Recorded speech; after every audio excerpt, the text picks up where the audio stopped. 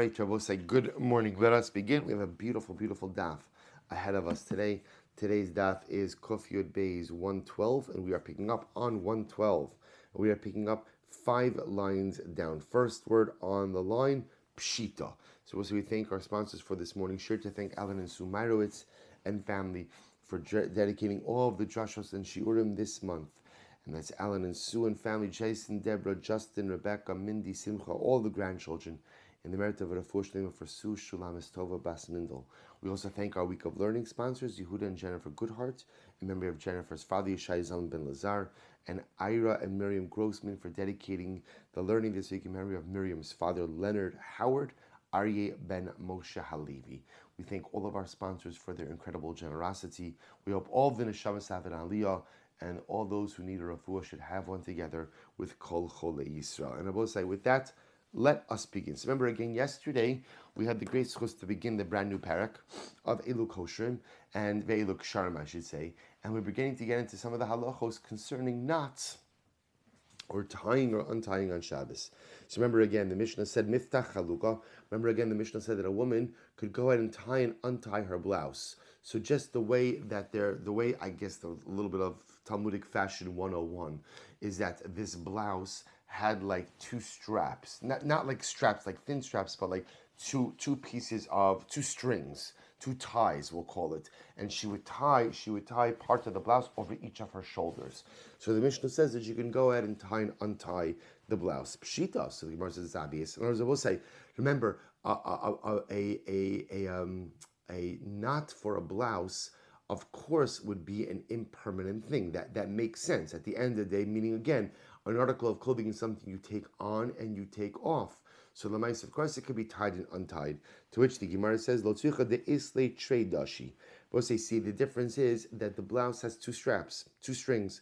I'm going to say that's what. So maybe what she does is meaning technically speaking, you could take off the blouse just with untying one side. Sometimes you could untie one side and she could slip her arm in the other side and then have it untied on one side. So I might have thought maybe the derech is that a woman normally leaves one side of the blouse tied. Kamashulana, no. Kamashulana will say that even if sometimes she does do that, lemaisa, the nature of the knot is one that is made to be constantly tied and retied. So therefore, again, alocha lemaisa, you could tie it untied on Shabbos. Chute savka, the strings of a hat. So the Gemara will say, so bepashtus, what this means is she would wear a hat, and like there'd be maybe some kind of string, like a chin string, something that would tie it on her head. To which the Gemara says, pshita, that's obvious that you could tie and untie that on Shabbos. So we'll say the chiddush is that the hat, or they should say the string, is tied a little bit loosely, and therefore not very tight. There's room. Ma'udatema, mishlav shafala, so we'll say, I might have thought that maybe she never really unties the string. Maybe she always keeps the string of the hat tied, and she kind of just, slides her head out of it. To which the Gemara says, "Kamashman the isha chasal saira umishra shariala." To which the Gemara says, women care very much about their hair, and therefore, again, a woman is not going to go ahead and slide the hat off her hair while keeping the string intact, as that will go ahead and cause her hair to get messed up. Therefore, again, she ties and unties this. Good urtzuos minal v'sandal. So we'll say, so now we get into interesting sugya regarding, well, I'll call it shoelaces, but of course, it's not really shoelaces like we think about it, as we're going to see. So urtzuos literally means the straps of a shoe and the straps of a sandal. Okay, so let's analyze.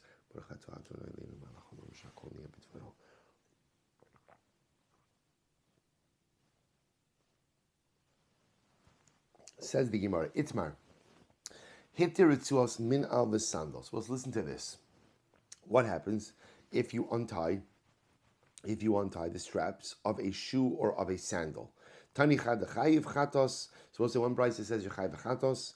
Tanya idach patra aval aser. So we'll say chayiv chatos means it's aser midoraisa. Second brayse says patra aval aser. It's aser midrabanan. The Tanya idach. A third brayse says mutar lechatchila. The whole thing is mutter. But say first of the widest lines.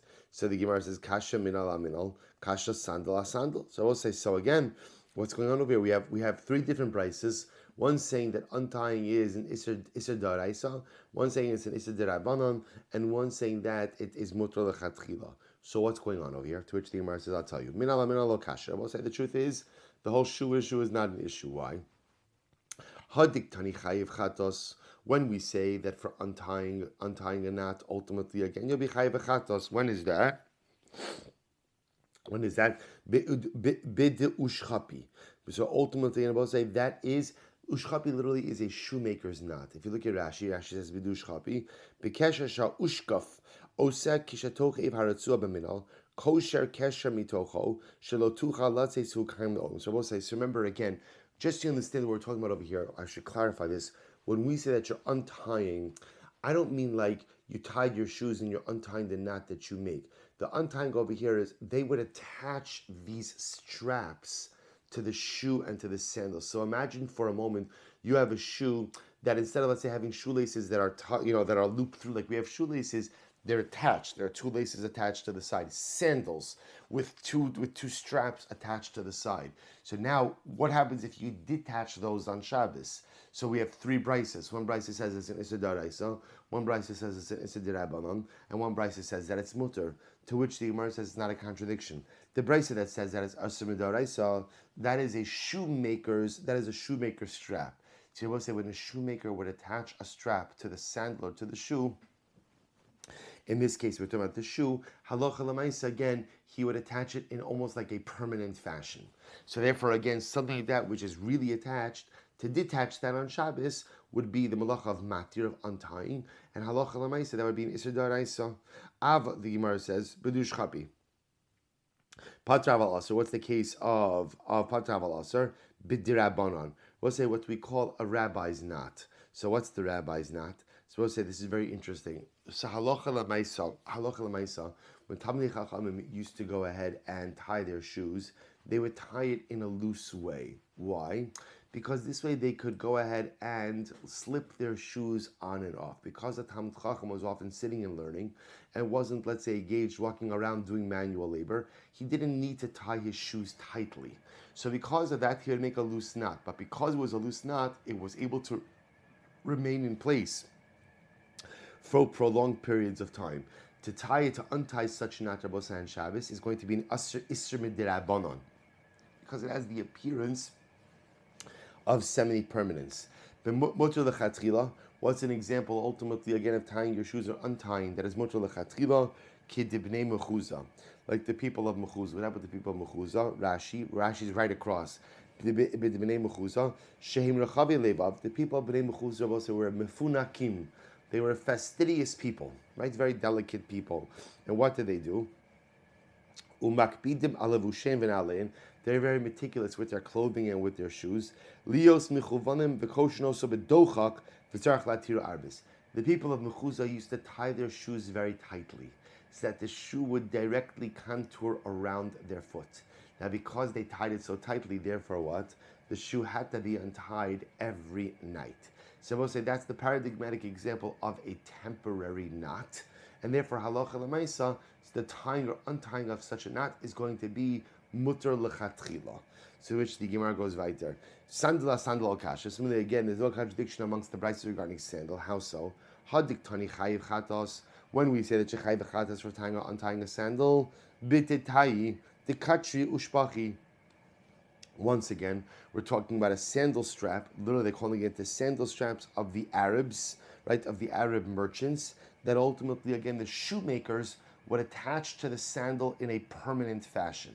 So the tying or untying of such a strap will be an isur d'oraisa. Patravala. So what's the case of asur midirabanan? So bidchumarta the katri inhu. So we'll say like the donkey drivers, or I should say, Rashi says, Elu sandein shal shar anoshim she'ein rotzuos kavuos bahen ele ayidei uman ele hin asman koshenosam b'duchumarta ba'alma the koshenu matirin upam shemiskayim Shabbos al chodesh. So we'll say, so the second category of rabbinically prohibited straps is a situation ultimately like of regular people. So regular people often attach their straps to their sandals in semi-permanent ways. So because it's semi-permanent, sometimes it stays on, sometimes it doesn't stay on. It's only an isur midirabanan. Mutter lechatchila. What's the case of the sandal strap? That's mutter lechatchila.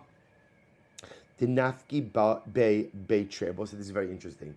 If you have two people sharing a sandal, two people sharing a pair of shoes.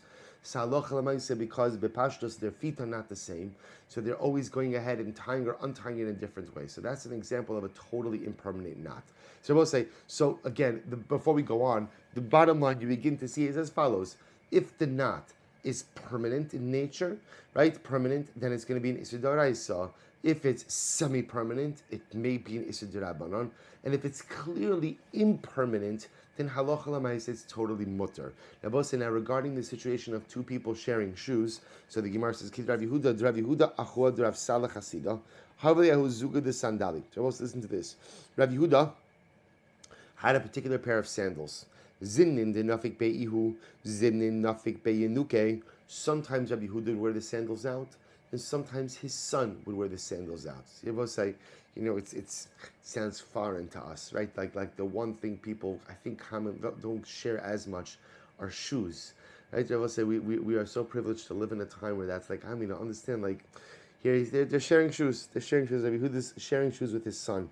So what happened? So we'll say, so one time Rabbi Yehuda came before Abaye. Amrlei, ki gav namai. So he asked Abaye a very simple shayla.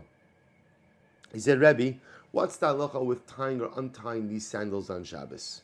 So Amrlei chayiv chatos. Abaye said, Aser, not only Aser mid'araisa. Amrlei. So Rabbi Yehuda says, wow, I was not expecting that one. Hashta patra aval Aser kakashili chayiv chatos ka'amrati. So we'll say everybody has this moment where they ask a shayla, you kind of know, or you think you know what the answer is. Right? So you assume you're going to get a general type of answer. And then you get a dramatically different answer. So of course, after you get over the initial shock, you say, I really should not have asked.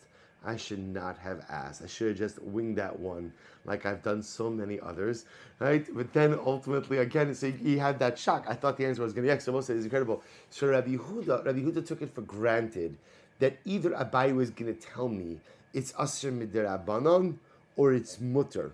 Never did he contemplate that Abaye was going to say it's an Isur D'Oraisa. So he asks him, he says, I don't understand. Amrlei mishum. I'm sorry. My time. He says, Rebbe, why is it that you're telling right my time? Or how do I understand this? Amrlei mishum de bechol nami zimnin. So I'm sorry. So Abaye sees that Rabbi Yehuda is surprised. So Abaye says, Rabbi Yehuda, why are you surprised with my answer? Amrlei, so the Gemara says, I'm sorry. Ma Amrlei, mishum de bechol nami zimnin nefikna be'ano, zimna nafik be'yanuka. Says, because Rabbi Abaye, sometimes during the week, I wear the shoes, my kid wears the shoes. In other words, that by definition, the straps on this sandal are constantly untied and readjusted because there are different people wearing the sandals at different times. So I just thought for sure this is an impermanent strap. And at most you would tell me it was an Isur D'Rabbanan. Amrlei, to which Abaye says, you're right. If that's the case, that literally both you and your kid both wear these sandals, then enachinami, it is mutter lechatchila to tie and to untie it. So Rabbi says, remember again, what clearly happened in this story is, all what happened is Rabbi Yehuda brought the sandal to Abaye, said, Rebbe, what's the status of such a sandal like this on Shabbos? So again, Abaye saw the sandal, he said, oh, this would be an Isur D'Oraisa because it looks like the straps are pretty much affixed. Okay, then when Rabbi Yehuda told him the rest of the story, we undo it, we redo it, we adjust it, we this, I wear it, my kid wears it. I was, okay, you didn't tell me that part of the story in the beginning that changes the psak. Rabbi Yirmiyah have a ka'azal basrei debi. What's the interesting story? Rabbi Yirmiyah was walking behind Rabbi Avo. He was walking behind Rabbi Avo in a Carmelis. So let's remember again, we've seen a Carmelis. Carmelis is an area that on one hand looks like a Rishus Harabim, but does not satisfy the halachic criteria of Rishus Harabim. So Rabbi Yirmiyah was one time walking behind Rabbi Avo in a Carmelis. Ifsak ritzua de sandale, and what happened? Rabbi Yirmiyah's the strap of his sandal broke. The strap broke. Now we'll say. Now you understand the problem, of course, with a sandal that loses, unlike a shoe that you could kind of still slip your foot into and wear, even if the sandal is not there. They essentially had their sandal were like open top sandals. So what you essentially had is you had a sandal sole, and then you would attach that sole to your foot with a strap. In this case over here, Rabbi Yirmiyah's strap broke and he's in a Carmelis. So he says, Rabbi Amrlei, my na'avidla. So Rabbi, what should I do? Amrle, to which ultimately again Rabbi Avo responded, Shakul gemi lach techazil meichel behema. Take a moist reed that is fit for animal consumption. Therefore, again, it's not muktzah. And what? The karachiluya, and use it as a sandal strap. So take a reed that's not muktzah and pretty much go ahead and wrap it around your foot and use it as a sandal strap. Okay. Abai havakai kamed Rabbi Yosef. So Abai was once before Rabbi Yosef. If sakle ritzua and the strap of Abaye's sandal broke, Amrle mai yavidle. So Rabbi, what should I do? Amrle shafke. He said, you know what? So to which Rabbi Yosef responded, leave the sandal here. Don't carry it anymore on Shabbos. It's muktzah. To which the Gemara says, what? I don't understand.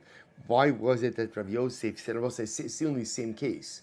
So why is it that Rabbi Yirmiyah allowed? Why is it that Rabbi Yirmiyah was ultimately again allowed to go ahead and tie a reed around the sandal, and yet Abaye was not? Hasam lo minter, hacha minter. One simply will say, in case number one, there was a concern that if you were to leave the sandal there, it would not be there at the end of Shabbos. So because it wouldn't be there at the end of Shabbos, that would result in a loss. So because of that, Rabbi Yirmiyah was given the eitzah to tie the reed around the sandal. In case number two, it was easy enough just to leave the sandal where it was. It was in a quote-unquote guarded place. And therefore, Allah Chalamai said, just leave it here for now, and we'll reclaim it or retrieve it after Shabbos. I have a manahu, but I understand why does that presupposes that in some way a broken sandal becomes muktzah. But ask the Gemara, why would a broken sandal become muktzah? V'ham manahu, but I don't understand. A broken sandal is still considered to be a utensil. Why? Di'iba'ina hafichna le miyamin l'smal.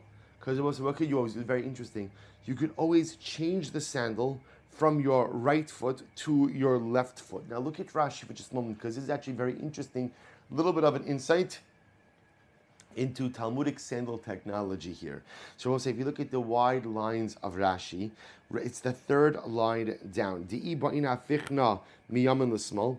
Shasandal yeshlo shtei tresios. A sandal has two straps. Tresios are straps.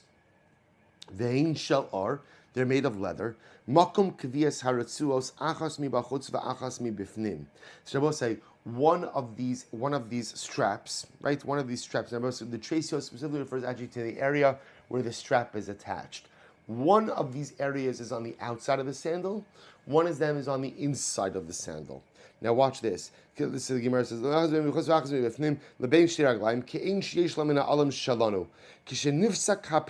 we'll say, when the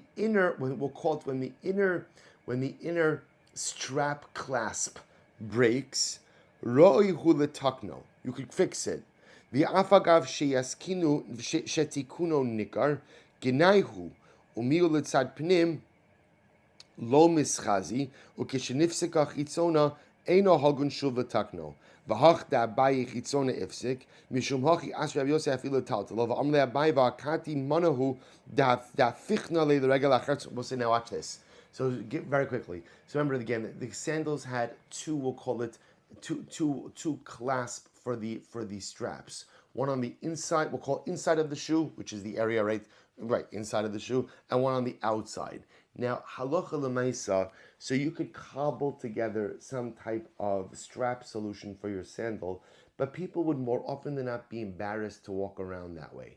Now, the chap is like this. There is a saving grace. You see, if your outer clasp breaks, there's an easy eitzah, which is just switch it over to the other foot. And that way, again, remember, for example, what is the outer clasp on the left foot? If you just switch that same shoe to the right foot, becomes the inner clasp.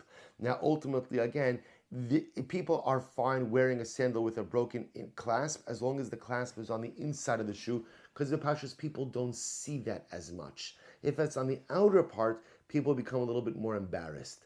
To which the Gemara says, I don't understand. So even in our case over here, when the sandal loses a clasp, the sandal shouldn't become muktzah. Why? Or, when I say clasp, I mean the part that anchors the strap to the side of the sandal. It shouldn't become muktzah, because ultimately you could always switch it to the other foot and wear it. To which the Gemara says, that's what it means. You could always switch it from the right foot to the left foot. Amrlei, mid the commentaries Rabbi Yochanan Ali Rabbi Huda, Shang Alach Rabbi Huda. To which the Gemara from the fence Rabbi Yochanan answers like Rabbi Huda. See that the halacha follows Rabbi Huda. What did Rabbi Huda say? What are you talking about? Maihi. So we'll say here we go. This time we learned in a brayso. Sandal shenifsek ushtei oznav ushtei tarsiosav. If you have a sandal and it's 2 ears, or it's 2 tarsiosav broke. Now we'll say the ears, Rashi points out, was like an extra piece of material that was used to put the sandal on your foot. Those are the oznav, ears. Tarsiosav, as we spoke about before, are the clasps for the straps. O shenital kalakaf shalo, or if the entire sole of the sandal was removed, tahar. Ultimately, again, the sandal is tar. Now we'll say now what this means to tar. Remember again, let's say the sandal somehow became tameh. Excuse me. Sorry. Let's say the sandal became tameh. So we'll say, remember again, the halacha is that a utensil retains its tumah as long as it functions as a utensil. The moment that it loses its utensil usability, it loses its tumah as well. So if you have a sandal that became tameh and then essentially it lost its 2 ears, right, or 2 pieces of material to put it on, or it lost its two clasps which go ahead and hold on the straps, or the sandal lost its sole. It happens. So I'll say, so what happens? So the halacha l'maisa, the sandal is no longer a sandal, and therefore if it was tameh, it now becomes tahar. However, achas mi aznav or achas mi tarsiosav, but if it lost one of its quote unquote ears or one of its clasp or strap holders, o shenito rov hakaf, or the majority of the sole was lost, but ultimately again some remains, then tameh. Ultimately again the tumah remains. The tumah remains. I must say, when we say tumah remains, it means that the identity of the utensil remains intact.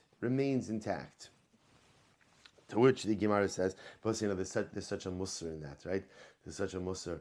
If you lose your whole soul, right? Or if you lose part of your soul, I should say, right? Mamish, the sandal missing part of its soul, so the tumah remains, which means that was a lot of times in life we make bad decisions or we do things that compromise the majority of the soul. But the truth is, as long as part of the soul remains intact, your identity remains intact as well. There are times in life where you do things that make you feel like maybe I lost my entire soul. So the bad news is I've lost my entire soul. The good news is when you lose your whole soul, you have the ability to make a brand new kli.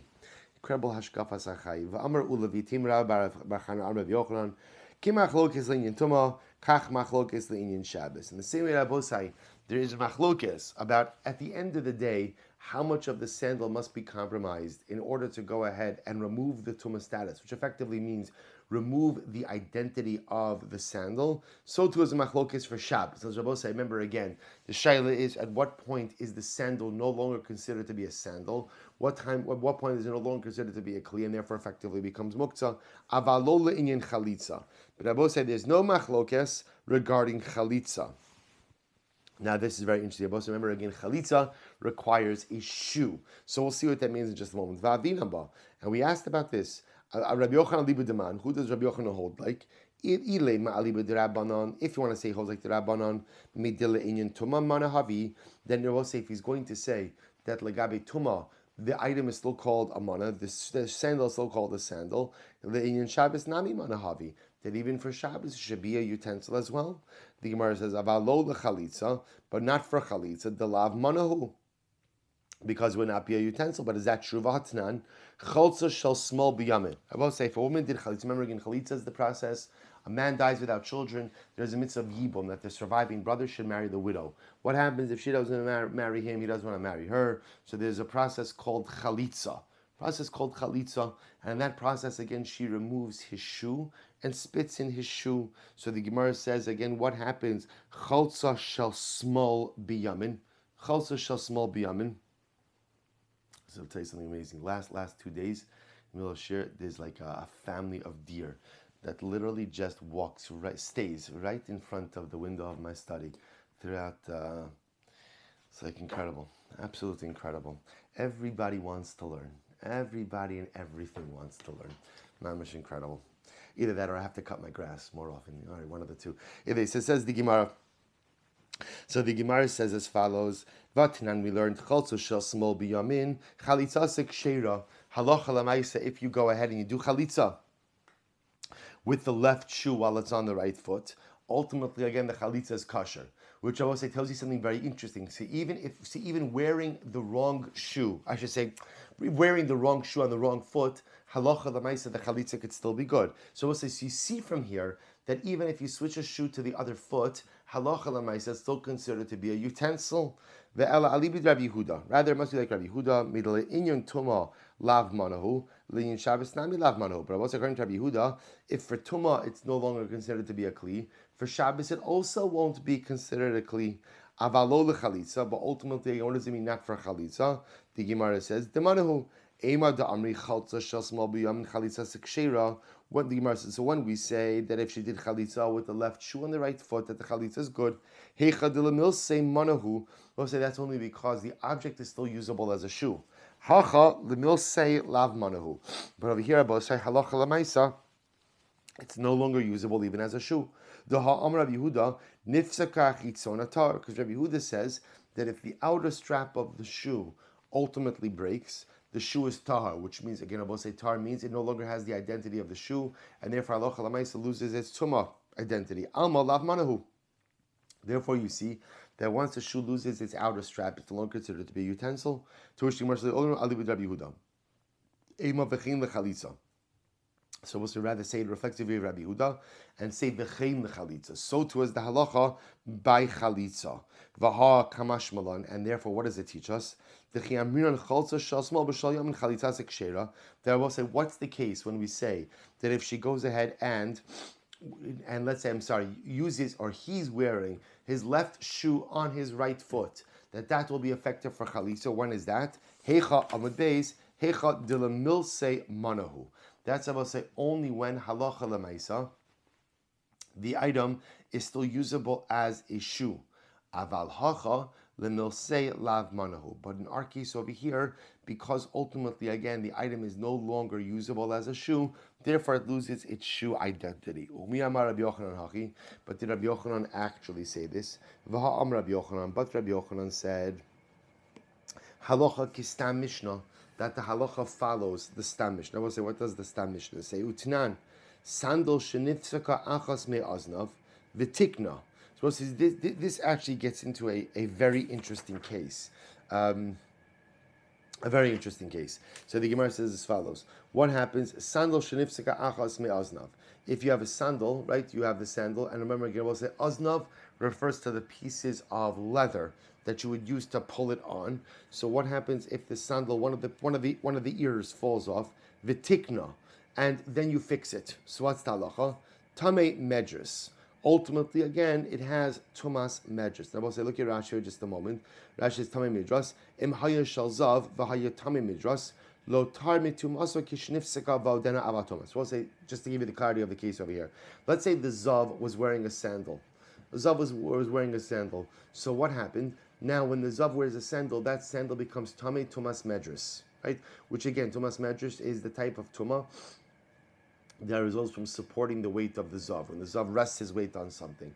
So now again, the sandal becomes tamei tumas medris. One of the ears of the sandal comes off. So the Gemara says the sandal is still tamei tumas medris. Now, so that's another way of saying that the loss of one ear of the sandal does not take away the sandal's identity. It is still called a sandal. It is still called a sandal even if one ear is missing, and therefore it does not lose its tumah designation. Okay, follow this along. So the Gemara says as follows.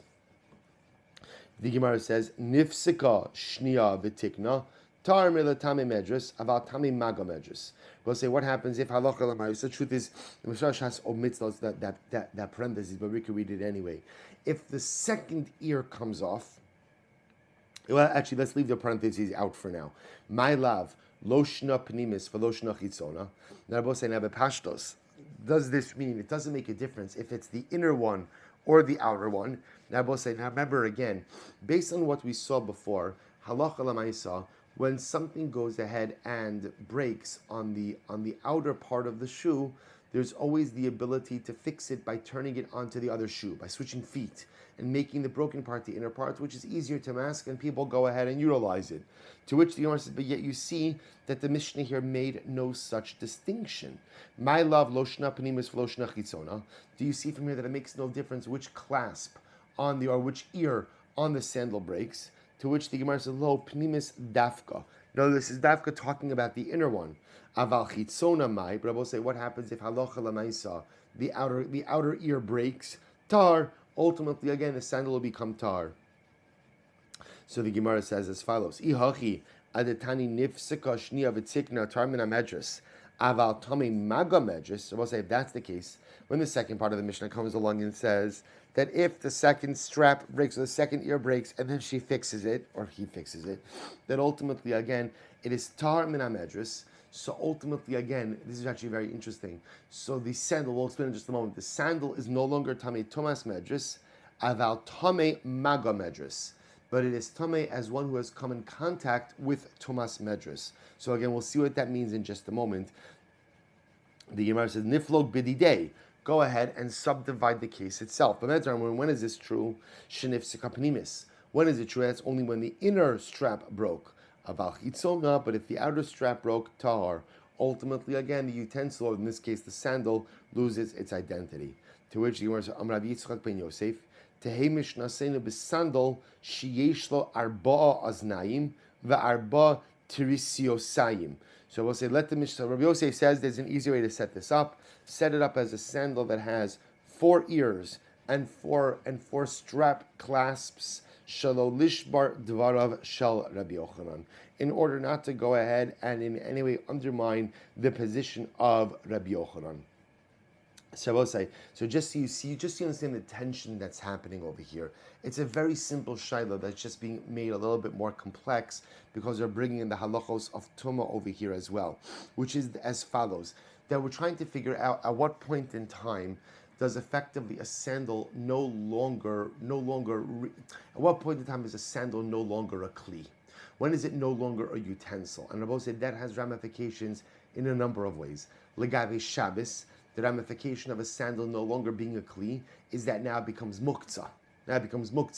Right? For legabe tuma, when it's no longer a kli, that actually has positive ramifications. And the positive ramifications, if it's no longer a kli, but it was tameh, then halacha l'maisa, it loses its tuma designation.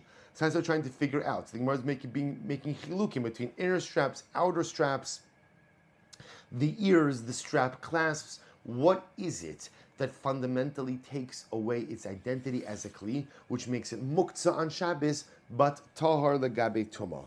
To which the Gemara says, Kiyasa Ravin, Amarav Chanan bar Abba, Amarav, Halach Rabbi Yehuda. The halacha was Rabbi Yehuda. Rabbi Yochanan Amar Ein Halach Rabbi Yehuda. Rabbi Yochanan says the halacha doesn't follow Rabbi Yehuda. Umi Amar Rabbi Yochanan Nachi. Does Rabbi Yochanan really say this? Vaha midimitaris Rabbi Yochanan aliba Rabbi Yehuda. But yet, ultimately, again, the fact that Rabbi Yochanan interpreted the entire Mishnah according to Rabbi Yehuda, Shema Mina ki Rabbi Yehuda Sirale. It would seem to indicate that he holds like Rabbi Yehuda. To which the Gemara says, Amorai ninu. In fact, it is a machlokes Amoraim va'aliba de Rabbi Yochanan, according to Rabbi Yochanan. So both say we have this fundamental machlokes, and just so you appreciate how this all started, this fundamental machlokes started between the two cases, ultimately again of Rabbi Yirmiyah, and right Rabbi Yirmiyah, who was following behind Rabbi Avo, and Abaye, who was by Rabbi Yosef. So both say the fundamental shaila over here was what happens in the case where halacha l'maisa, again, the sandal breaks. So both say, just bottom line on a very simple level, so once the shoe or the sandal can no longer be worn, and remember the sandal case is a bit more complicated. That's because the shoe, remember again, even if technically speaking the lace breaks, right, or the straps break, a shoe could always be slipped on the foot and worn even without the straps, even without the laces. The sandal case is where things get a bit more complicated because halacha l'maisa, again, it's really just the sole with straps. So I will say, so again, but then we begin to see that certain sandals could be switched from one foot to the other. So that's the machlokes. Ultimately, again, at what point in time does the sandal lose its identity Lagabe Shabbos? And what point in time does it lose its identity Lagabe Tuma as well? That's the machlokes. So we'll say, now once the Gemara started by Tuma, the Gemara raises something that is really quite fascinating. The Gemara says, Tanan Hasam, Kol Klei Balibatim, Shiur and Karimonim. But this is very interesting. We've learned this before, that Allah Lamaisa, anytime a utensil loses its ability to serve as a utensil, so it loses its Tuma status as well. So for example, in general, if you have a utensil, right, let's say you have a bowl. So what's the function of a bowl? To hold stuff. So the problem is, once it develops a hole that is large enough that it can no longer hold stuff, it's no longer a bowl. And if it's no longer a bowl, it no longer possesses any kind of tumah. It becomes de facto tahar because it no longer has the identity of a utensil. So we'll say, so remember again, when it comes to that, generally what we say is, as large as the hole is, you can always use it for something bigger. So for example, if the utensil has a hole that's the size of an olive, you could always use it for eggs, right? If it has this hole the size of an egg, you could use it for pomegranates. Once the utensil has a hole the size of a pomegranate, we're done. Right, we're done. Now that is no longer a utensil. So then look what it says. Kol klei balibatim shir karimon. Therefore, we'll say the shear for the utensils of balabatim is like karimon, is a pomegranate. In other words, if the utensil has a hole that's smaller than a pomegranate, then it still has functionality. If it still has functionality, it still has identity. If it still has identity, it still has its tumah. Conversely, once it has a hole the size of a rimon, of a pomegranate, it is no longer considered a utensil with any degree of functionality. So, by Reb Chizkiah, listen to this interesting case.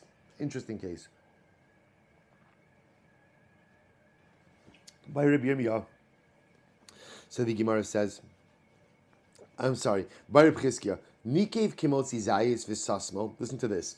So, I have a kli. The kli, it develops a hole the size of an olive. Okay, I fill the hole.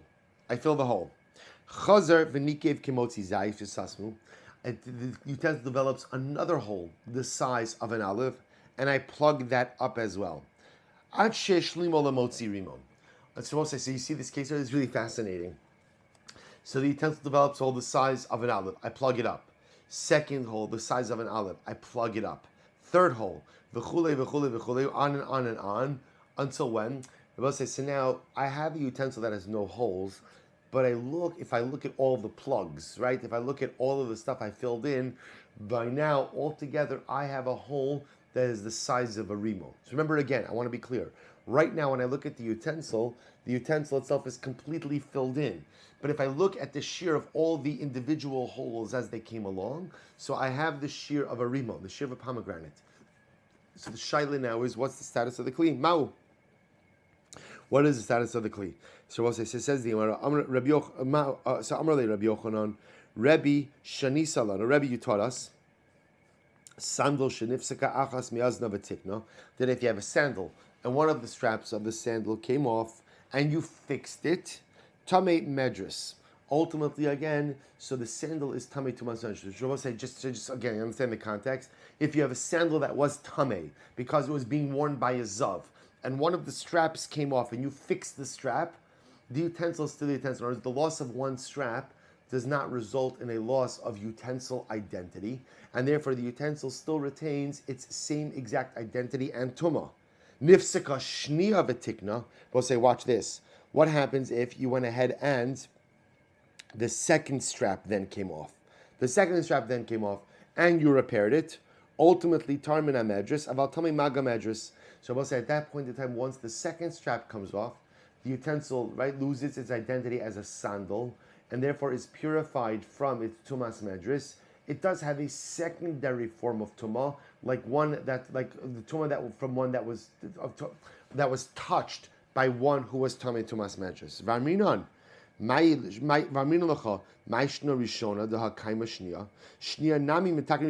just to understand this case, what happened over here, right?